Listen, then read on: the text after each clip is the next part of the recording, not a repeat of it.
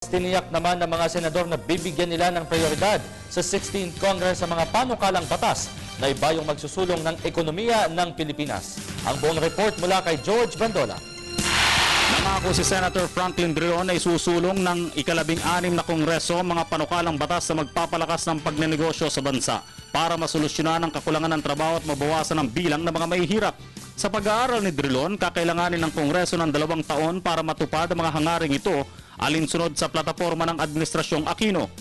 We have to our policy framework to attract more investments, achieve our inclusive growth target, meaning lower the unemployment rate, meaning lower the number of families who consider themselves poor. Inisa-isa ni Drilon ang mga panukalang batas na maaaring mauna sa kanilang agenda. Mga batas na magpapalawig ng incentives o pabuya para sa mga natatangi at malalaking negosyo, pagbabantay kung paano ginagamit ang mga incentives na ito, pagpapalakas ng Build, Operate, Transfer Law para makaagapay sa mga PPP projects, pag-aalis ng mga restrictions sa ilang probisyon ng Foreign Incentives List, pagpapalakas ng banking sector, pagpapabilis ng pagpapato ng katarungan at pagpapatibay ng batas para maselyuhan ng tuluyan ng kapayapaan sa Mindanao.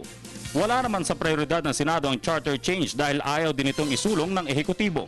President Noynoy is not convinced that we need a CHACHA. That is why I enumerated all those economic laws which, short of CHACHA, can provide the environment of a better investment climate that the CHACHA seeks to achieve. Para sa Telebisyon ng Bayan, George Bandola.